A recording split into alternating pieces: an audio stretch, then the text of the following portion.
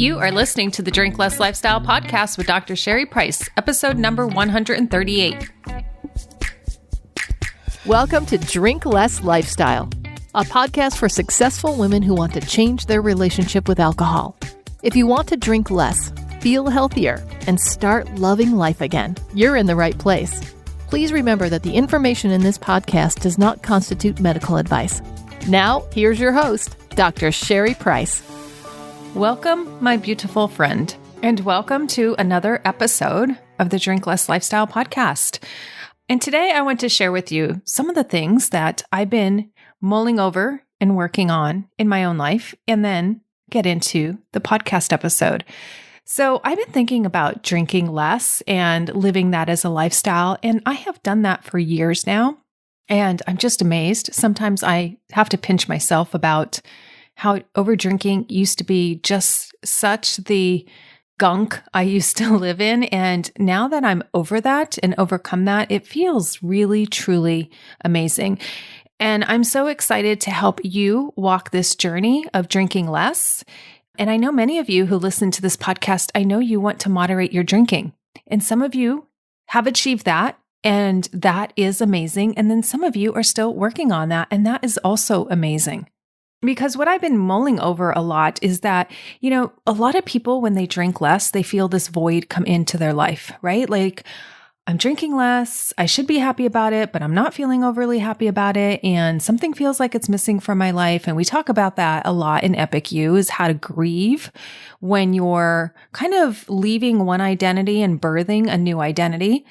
And so that's one aspect that goes into this. But I think a deeper aspect is when we age, gracefully, of course, and when we age and when we realize that our bodies in our 40s and upwards cannot take what we have done to it in our 20s. I know our bodies can tolerate a lot in our 20s, right? We can hit it hard and really recuperate really in quick time. Recovery is not an issue. It's just like you're down a few hours or one night, and then you just bounce right back. And the body can tolerate that when you're young. But then as you age and you keep pounding it with loads of gobs of ultra-processed food or loads of gobs of alcohol, the body just has a lower tolerance. And as I'm cleaning up my diet a lot, I'm now wearing a glucose monitor. And if you follow me on Instagram, you will see pictures there. And really, even though I don't have diabetes, I'm really just wanting to understand how my body functions in this phase of my life. I'm really getting clear on how our hormones change during midlife, perimenopause, menopause, and I'm so excited to share all that information that I'm learning inside of my IF45 program with the ladies who are in there, and really diving into what is wellness. I mean, we are growing older, and what a blessing that is. And as we are doing this, we want to age like a fine wine. We want to really make sure that we are taking optimal care of our health and really into wellness. And so what I want to do on this podcast is really share a lot of pearls of what it means to moderate your drinking that we've been covering, but also bringing into this wellness piece that I think many of us want. I think COVID was, very traumatic for a lot of us. I talked about that on the last episode and the episode before that. And we really learned what makes a human tick. I think we have a deeper understanding that connection is very meaningful. And overall, we really want to up-level our sense of well-being. And as I'm hearing from many of you, my beloved listeners, many of you write in how much you have struggled with alcohol and now you've cut that back and now you're working on your food or your sugar intake or your refined carbohydrates. And many of you are reaching out with where you're at in that journey and asking questions. And so I wanted to do more of a deep dive because I know so many of you are getting benefit is really how well-being is defined in the literature and the aspects that go into well-being. Now, I alluded to this in last week's podcast when we were talking about self-control, self-efficacy, and how that is a big piece of well-being. And I want to take this time in this podcast to really go into some of the other aspects of well-being because that's very important, especially as you're cutting back in one area of your life. When we cut back in one area, right, that means we're focusing less on it. We're losing focus on the drinking area. So therefore, a lot of the times I'll hear an FAQ, what should I be focusing on? Because I hear you say over and over again, right, what we focus on expands. And if I'm just thinking about alcohol, I'm just thinking of how I'm going to control it and how I'm not going to allow it and when I am going to allow it, and it's all about the alcohol, that actually increases my desire. Right? And rightfully so, right? Even the Chinese proverb says what we resist persists. And we also know that whatever the mind focuses on will expand, meaning our desire for it will expand. If we just keep perseverating on something or just keep ruminating about something, we make the problem bigger, we make our desire bigger, and that is counterproductive to where we want to go. So as we're drinking less, what a lot of the women I work with really want to know is, how can I feel okay? How can I feel still rewarded? How can I still feel satisfied when I feel like I'm removing something or taking away something from my life? And that something is not just anything. It's something that's brought them a lot of joy. It's brought them a lot of fun. It's brought them a lot of memories. And so we get attached to what alcohol has done for us in our lives and how awesome sometimes it has been, and how it's created connection for many of us. And so when we feel like we do less of it, we're going to get less of those benefits.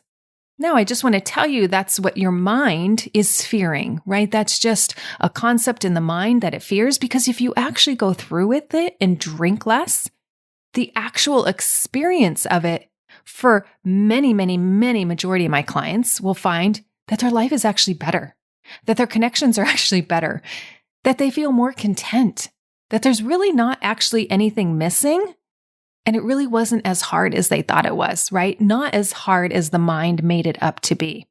Now, so to ease the mind into saying, okay, we're going to be drinking less, and that's not a problem, because the only time it really becomes a problem is for our mind. So we have like a split mind, a mind that says, yes, I want to do this, and then a mind says, maybe tomorrow. And what helps a lot of women is saying, well, let's not focus on the drinking less. Let's just make your life better. Let's focus on your wellness. Let's focus on your health. Let's focus on things that are actually really important to you, like at your core value level. So I want to go over the 6 core dimensions that really constitute well-being. And this is data I found while researching this topic. And so I want to break down those 6 core dimensions, or those 6 core areas. So the first is, and this can be hard for a lot of people, is self-acceptance. Now, when people hear self-acceptance, it can mean different things to different people, right? Like, oh yeah, I accept myself. Oh yeah, I know who I am. Oh yeah, I am okay with myself. Can be one way we define self-acceptance, but it goes much beyond that. It goes actually way beyond just that surface level of, oh yeah, I'm okay with myself, or oh yeah, I accept myself. So when we think about self-acceptance, taking that definition a bit further, it talks about how self-acceptance is the acknowledgement and acceptance of multiple aspects of self, including good and bad qualities. Okay, I really want you to understand that, right? Self-acceptance means you are accepting, not necessarily loving, not necessarily liking, but accepting that you have good and bad qualities. Every human does. All humans have good and bad qualities. And I think a lot of us can accept the good qualities when we're giving, we're loving, we're kind. But I think self-acceptance can be difficult for people when they feel that they have bad qualities. And this was a reason why I used to drink, right? I didn't like the bad qualities that I had. I had an anger problem. I had high expectations of others, including my daughter, and how she was going to behave when I disciplined her, or when I interacted with her, or how she should behave around school and homework. And so, yes, I can accept the good qualities that I had, but I had a hard time with self-acceptance of the bad qualities. And even today, I will notice my brain get very judgmental about things, get judgmental about the way things are going, get judgmental about how long things take, how traffic flow is going, how people can't seem to do the things I want them to do, right? My brain gets very judgy. And I know that that's not a positive quality of mine. I know I wouldn't put that in the good bucket. And then there's the part of me that grew up in Christianity and Catholicism that said, oh, you're a bad Christian or just a bad person, right? You can't do these things. You can't have patience. You can't have all the fruits of the Spirit, right? When you were acting this way. So there was a part of me I wasn't willing to be accepting of. I just kind of rejected that part of me. And then self-acceptance is also positive feelings about one's past. Okay. That could be very difficult for people, right? Positive feelings about one's past. Because I think a lot of people can interpret that and think, oh my gosh, I'm so happy X, Y, and Z happened to me, even though it was catastrophizing, even though it was terrible, even though it was tragic, right? Like I don't go around saying, oh, I love that I used to be addicted to alcohol. No, I'm not saying it's that kind of positive feeling about my past. It's more of an appreciation. It's more of an acknowledgement. It's like, oh, I used to be an over drinker. And because I can talk about it, and because it no longer shames me, and because it no longer causes me to want to stick my head in the sand, I can appreciate what I learned from that experience. I can appreciate that my old self used to really want that because it found so much relief and so much joy. And I didn't understand how to get that in my life without going to alcohol.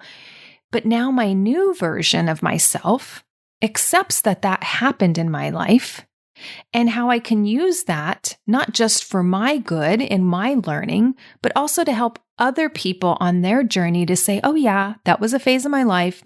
I was doing things that I was just doing what I knew how to do and how to manage and how to survive, right? It was kind of like saying I was just doing the best with what I knew. And once I learned better, I wanted to do better.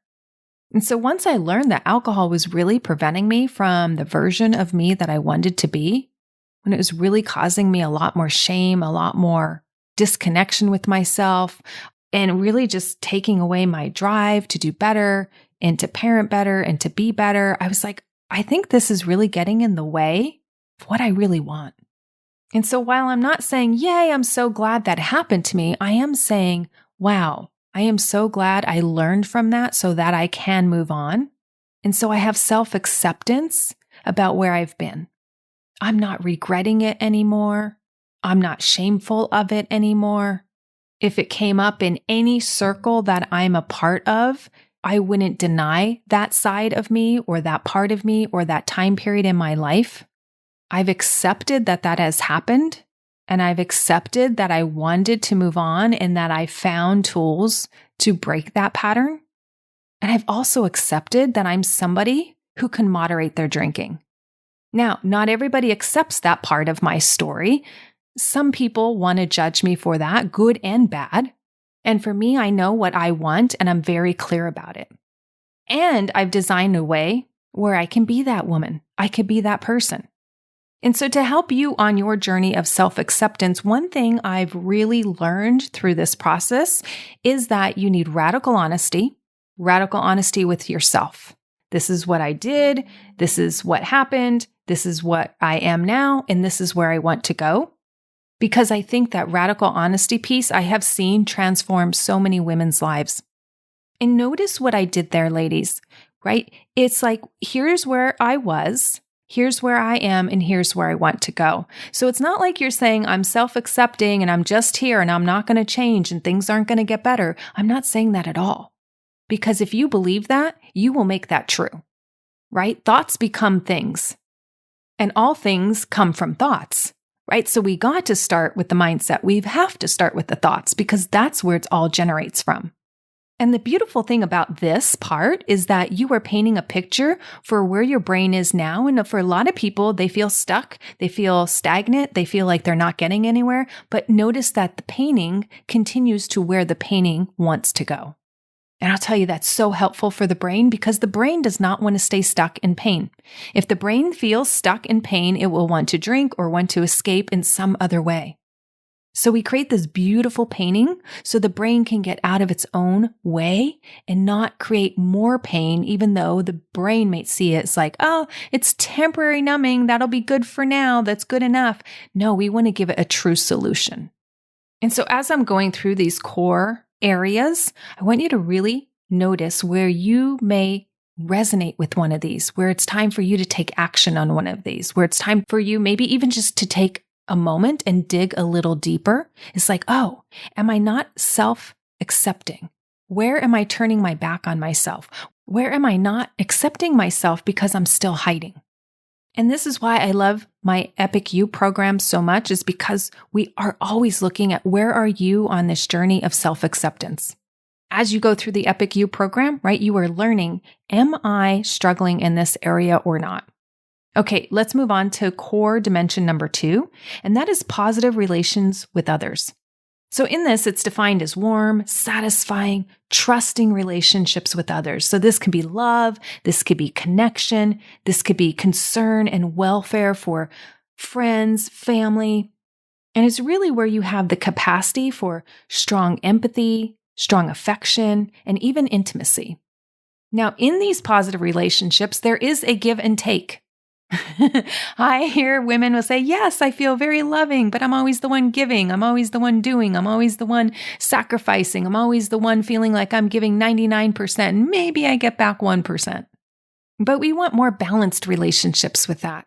And sometimes it comes down to the person, right? It comes down to the individual because maybe they are not good at receiving. Maybe they're good at giving. But how does that person feel when they receive love, when they receive kindness, when they receive a gift? Because as humans, we are meant to give and receive. And I see this can be hard for some people, right? I work with a lot of teachers and healthcare workers and people who are strong givers, right? They love being involved. They love being connected with others. But when they go to these connection groups, they're always giving. And while that's not a bad thing at all, we just want to make sure that they're filling their cup up. How are they receiving love? How are they receiving others' kindness? Are they able to do that? And if not, what's blocking that? And once we find out what's blocking that, we can just remove it. We can just eliminate it entirely, because oftentimes it's just a self-limiting belief. And I love breaking through those for women, especially when they feel like they've been carrying the burden for so long and they just really want relief. Now, there are some relationships where the person on the other end may not want to give, or maybe only have small capacity for giving, for whatever reason. Maybe it's something that they went through in their childhood or adulthood. Maybe they're just built differently, or whatever it is going on for them. We have to also understand that component too. Because being in a relationship with somebody who can't give will be very tiring and you'll feel burnt out. And I am a wholehearted believer that not all relationships are meant to last. Some relations come into our lives for a season and for a reason, and they were valuable in that season or for that reason, but then their time has come due, where it's time to let them go. Because if they are not serving us and they are just taking away from our bountiful, beautiful life, maybe we should really evaluate that relationship again. And maybe there's a way to make it work, and also be open to maybe there's not. And that's okay.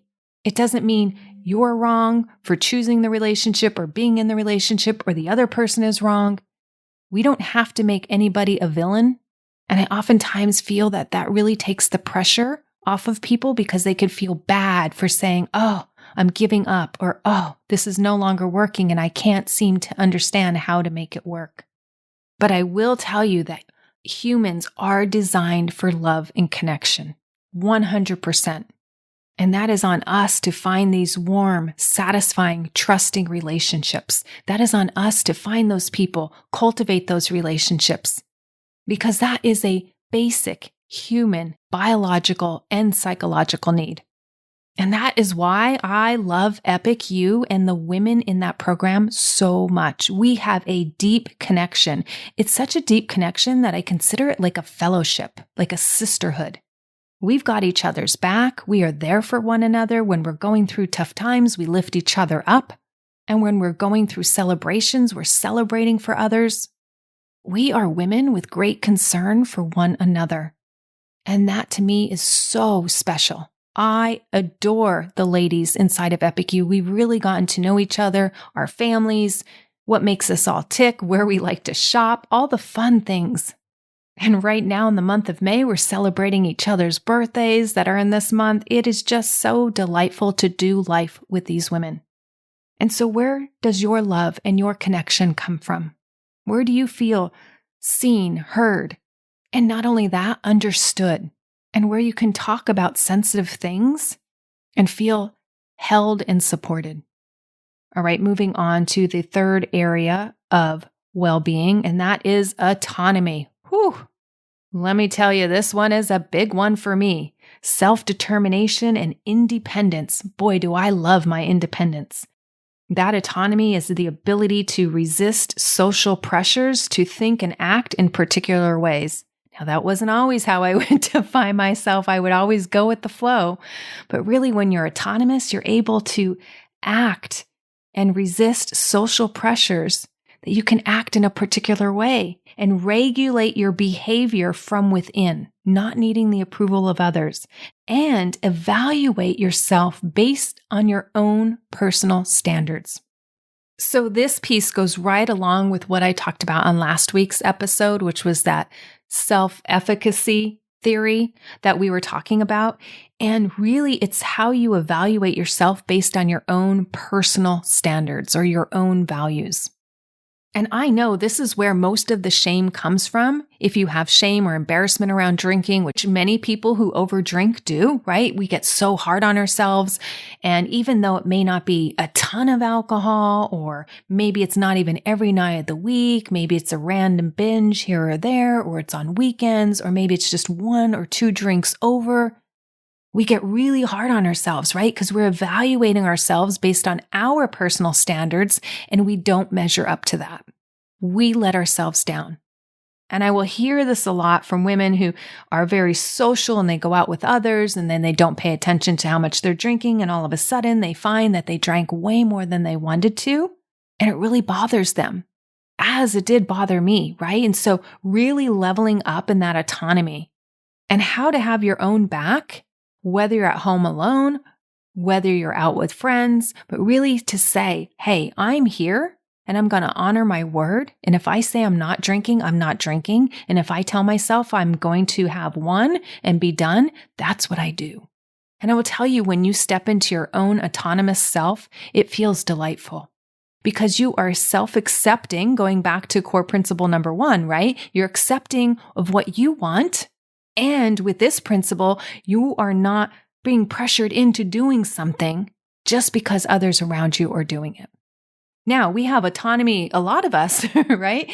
In other areas, like we won't smoke when other people smoke, or we don't do heroin when other people are doing heroin, right? We have that autonomy in many ways, but learning that around alcohol, or for many women, they want to learn this around food or sugar or desserts. And learning this skill set really, really ramps up how you feel about yourself or your well-being. This one is so key. All right, the next one I find is pretty easy, and I feel a lot of people in the overdrinking space have done this one. And that is environmental mastery. So you master your environment. It's the ability to control the complex array of external activities and leverage opportunities, and the capacity to choose or create contexts that suit your needs and your values. And so I find many women who I'm working with inside of Epic You, they've done this, right? They said, oh, I'm no longer allowing alcohol in the house, and they don't allow it in. Or if they do bring it in, they bring it in very small quantities, right? They don't buy a big bottle of wine, they buy a small bottle of wine or a half-size bottle of wine, or even the single servings. Or this may look like, I know when I'm out with friends, I'm going to alternate with starting with water. I'm going to have that first. That's always what I order first. I make sure I have a whole glass of water before I start drinking. And then between each drink, I make sure I drink a whole glass of water, right? So they're designing their environment. Or they don't choose to go out with certain friends on certain times or certain parts of the year. And so that's also controlling their environment, right? Or what restaurants they will go to or won't go to, depending on how strong or weak they feel around alcohol, right? So I think a lot of times we've become really savvy on how to master our environment, thinking that that will solely change the habit. And oftentimes what I find, it's a good step in the right direction, but it's not the only thing that's needed to change the overdrinking habit. And so when I say that, a lot of women are relieved. They're like, oh, Good, because I thought I was failing. I thought that was all you needed to do. It's not. It's part of it, but it's not the only thing. But I even look at environmental mastery when it comes to food and what I keep in my pantry and what I don't keep in my pantry. I also liken it to how I like to run my life in a very smooth, less decision-making kind of way. So I don't like a lot of clutter in my closet. I don't like a lot of clutter in my house. I really like to be tidy. It just allows me to have more space and more peace in my life. I used to be this person who had Post-it notes everywhere. And then I was like, wait, I felt overwhelmed by all the different colors of Post-it notes and where all the Post-it notes were. So I have one master to-do list. And if it's not on there, it just doesn't get done.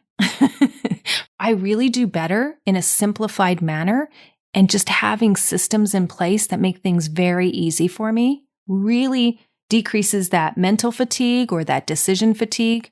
And I have to say, I really give myself an A+++ in this category. And if the women from the retreat are listening, they know when they came over to my house, right? Like I really live this standard out. And because I've mastered this so well in my life, I've created modules inside of Epic You, right? On how to reduce emotional clutter, how to reduce mental clutter, how to reduce your physical clutter, right? You follow that workbook and you will have the systems down in place that I institute in my life. I really enjoy living a drama-free life, so less clutter and chaos in my life really goes a long way. All right, so number 5 is all about your purpose in life. Oh, this is so good. I love this one. It's your significance, right? What brings you significance in life? And how this is defined is like the possession of goals. Where are you at in terms of goal setting and goal achieving? And what's your sense of direction? What pulls you? What's your rudder? What are you guiding that boat towards? Where's the rudder going? And it's that feeling that there is meaning to the present, there's meaning to the past, and there's meaning for the future. And I really want to emphasize that last part because I work with women and I'll hear, oh, I had such meaning and purpose in my life when my kids needed me, when they were small. And now that they're graduating or moving out of the house or already out of the house, I don't feel meaning and the purpose anymore. And sure enough, their drinking starts to increase, because they want to numb that feeling of, what is my purpose? So I meet women in times of transition and they are looking for, oh, help me, because if I don't feel that I have purpose in my present or purpose for my future, I'm worried I'm going to be so bored that I'm just going to want to drink more. Or I am so bored and that's what's happening. I'm just drinking the hours away. And it's not how I want to be spending my life. And since over the years of helping women, I've seen this be a big barrier for them to get over in terms of drinking less. Like if they just drink less and don't find purpose, right? They're going to be pulled back to the bottle. They're going to be pulled back to drinking because they really haven't fulfilled this part of their need, their well-being. And so that's why I created a whole module on finding and living your purpose within Epic You. Because we are all made for a purpose, right? We are all put on this earth for a purpose, and the purpose doesn't need to stay the same. My purpose now is way different than what I felt my purpose was in my 20s. I would even joke when my daughter was born. I said, okay, you're number 1, keep them alive and make sure they don't get killed, which is basically keep them alive and fed, right? I would just say if my daughter makes it to her first year birthday, I did something good. Because those years were hard. They were taxing. They needed everything from you, right? Your kids need everything from you in that first year of life. But now she needs much less of me, and I'm so thankful for that, right? I'm raising an independent adult. And so, of course, my purpose is going to shift over time. And for a lot of women, I see that we want to be women being in service to others.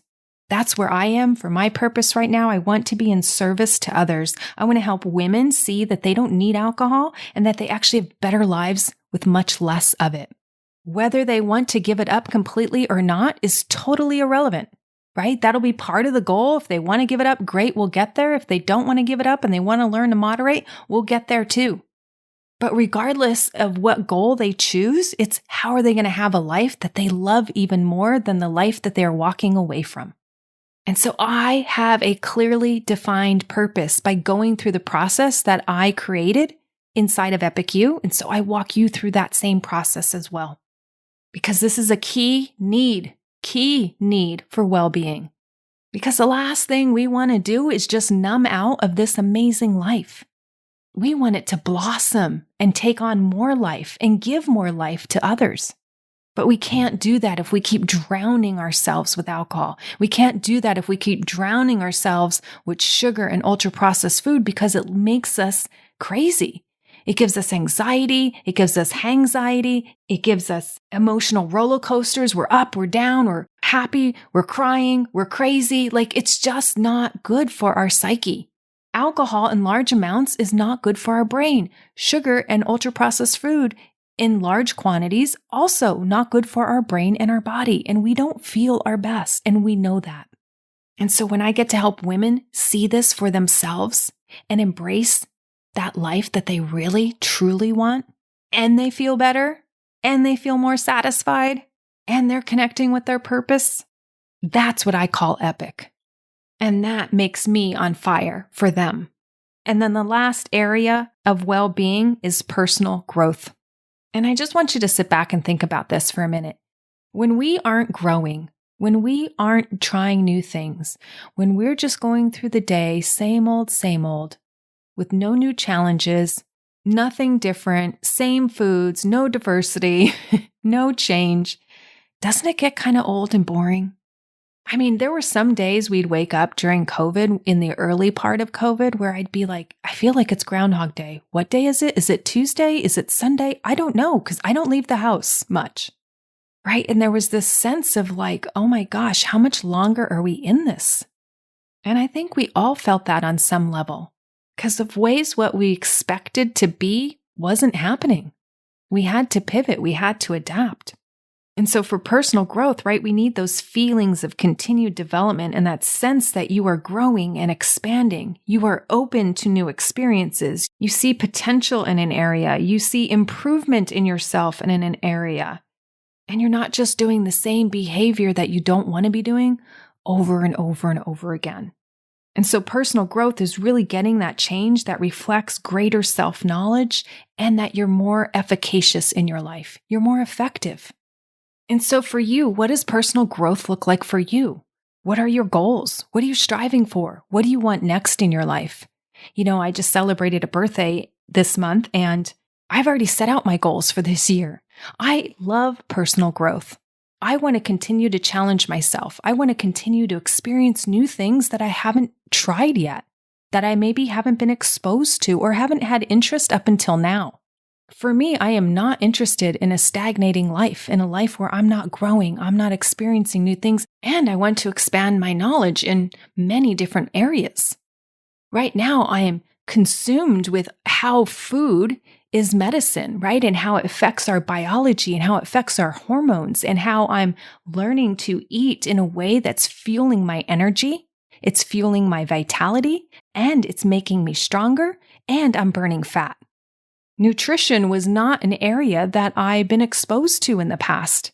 Not in pharmacy school, because they always talk about pills and how pills can help and how a pill can cure all types of ailments. Yes, we talked about lifestyle modification, but not into the level and the detail where it talked about hormones and how things that we eat can affect our cortisol, can increase or shut off melatonin, and how all of that disrupts our normal circadian rhythm and our normal patterns of operating that, quite frankly, set us up for grumpiness and anxiety and not to be operating as our best selves.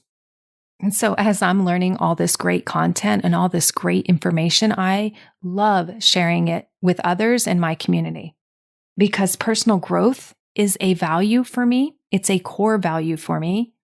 And I also want to hang around with others who that's a personal core value for themselves as well. So we can grow together, so we can bless each other with this great information, so we can cheer each other on, so we can learn together. Because the best part about knowing this list of these core values is to see how one can influence the other and how I can use my personal growth to also create positive relationships with others, to create connection, to create bonding opportunities and love with others. And then how that ties into my purpose in life and how I'm learning to accept myself and where I am good and where I'm not so good. Because I don't like the word bad, not all the time, right? And even my good qualities can turn into bad qualities, right? So learning where that fine balance is for me with the good qualities, with the bad qualities, or the not so good qualities.